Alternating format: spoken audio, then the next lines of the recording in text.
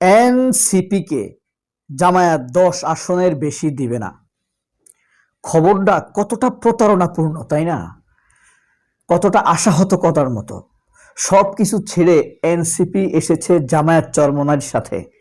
এখন শেষ বেলায় এসে জামায়াত বলছে 10 আসনের বেশি এনসিপিকে দেয়া হবে না।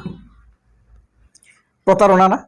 এখন কথা হলো, দেখেন এই কয়দিন চলছে চরমোনাই জোটের ভিতরে থাকবে কি থাকবে না, তারা অনেকগুলো আসন চাইতেছে। এটা সমাধান হয়েছে প্রায় গতকাল সকাল সকাল সমাধান।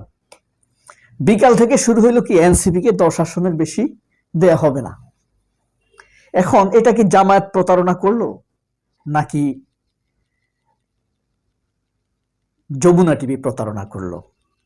এই যে নিকোলের, এটা আমরা একটু সামান্য বক্তব্য শুনি এক বদমাইশের।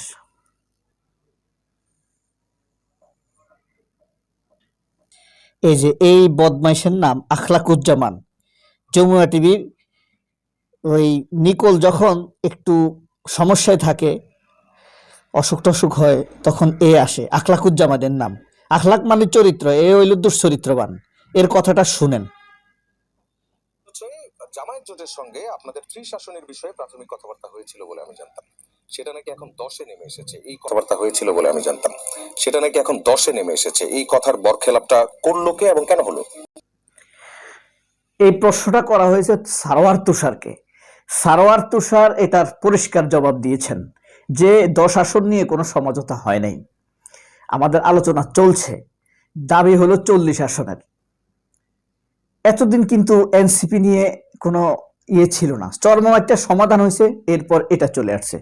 অর্থাৎ এই গোলযোগ পাকিয়ে রাখার জন্য যমুনা টিভি এটা করেছে। এখন কথা হলো যমুনা টিভি এই খবরটা পেল কোথায়, সেটা আপনাদেরকে দেখাচ্ছি। তারা এটা জন্ম দিছে কিভাবে খবরটার।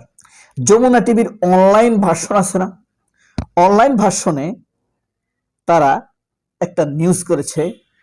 এই যে দেখেন, এনসিপিকে 10-এর বেশি আসন ছাড় দিচ্ছে না জামায়াত। এই বদমাইশ আখলাকুজ্জামান রিপ্লেসমেন্ট, বাস্টার্ড অফ রিপ্লেসমেন্ট, অর্থাৎ নিকোলের পরবর্তী মানে অনুপস্থিতিতে সে উপস্থাপনা করে। বাংলাদেশের একমাত্র টকশো, যেটা টকশো চলাকালীন সময় পেছনে মিউজিক বাজে। তৌহিদ আফ্রিদির ওই ভিডিওর কথা মনে আছে, যেদিন শেখ হাসিনা 14ই জুলাই অনেকগুলো লোক একসাথে মেরে ফেলেছে, 18 জন একই রাতে। সেদিন তৌহিদ আফ্রিদি কেঁদে কেঁদে পেছনে মিউজিক ভিডিও বাজিয়ে, মানে স্যাড মিউজিক বাজিয়ে সে ভিডিও করছে, মানে সে এটার জন্য খুব দুঃখিত।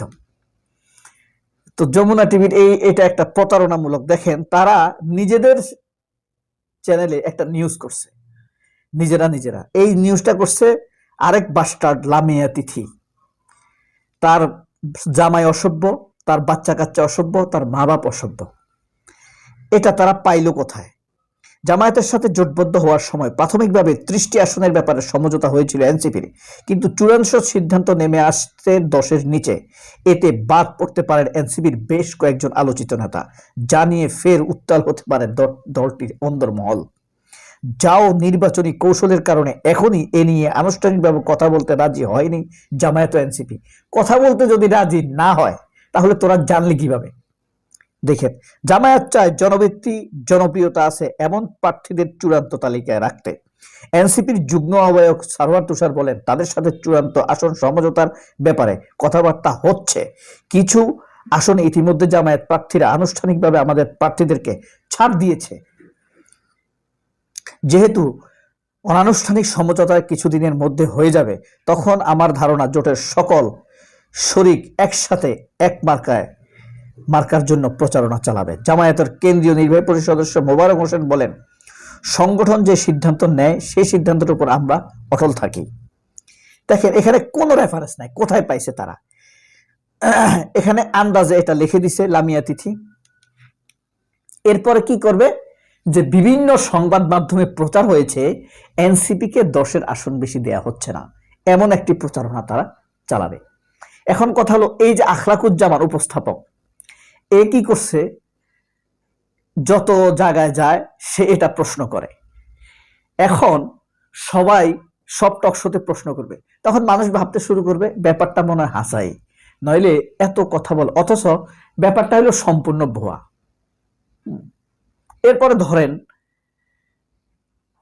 যমুনা টিভির উপস্থাপিকা নিকোল, সব ধরেন টকশোতে যদি অতিথিদেরকে প্রশ্ন করে, ভাই নিকোলকে নাকি আপনি মেরেছেন, 21 টিভিতেও বললো ভাই নিকোলকে নাকি আপনি মেরেছেন, আবার নাগরিক টিভিতে বললো ভাই নিকোলকে নাকি আপনি প্রেমের প্রস্তাব দিয়েছেন, আরেক টিভিতে বললো ভাই নিকোলকে নাকি আপনি ধর্ষণ করেছেন। কেউ তো বলবে না এই প্রশ্ন কেন করেন, কিন্তু দর্শক কিন্তু একটা কিছু শুনতেছে নিকোলকে নিয়ে। তখন দর্শক কি ভাববে, যে নিকোলের সাথে এই লোকের কিছু একটা হয়েছে, মারুক, ধর্ষণ করুক, প্রেমের প্রস্তাব দেখ, কিছু একটা হয়েছে। প্রশ্নটা যেহেতু বাজারে খুব ঘুরপাক খাচ্ছে, এই চাইলবাজিটা করছে এই যমুনা টিভি, নিজেদের এখানে নিউজ করছে, আবার সেই নিউজের রেফারেন্স ধরে প্রশ্ন করছে। 2022 সালে এরকম আরেকটি ঘটনা ঘটে, যখন জঙ্গি নাটক চলছিল, মানুষের কাছে ধরা খেয়ে যাচ্ছিল বেনজিরেরা, এনজিরেরা, বাটপারেরা, শেখ হাসিনা নিজে ধরা খাইয়ে, তার কথা তো বিশ্বাস করে না কেউ, এখনকার মির্জা ফখরুলের মতো। তখন কি করলো যমুনা টিভি, আল্লামা শাইখুল হাদিস আজিজুল হক মামিনুল হক হুজুরের বাবা, তাকে নিয়ে একটা জঙ্গি ভিত্তিক নিউজ করে বসলো। কেন করলো? কারণ জঙ্গি নাটক তো কেউ বিশ্বাস করতেছে না।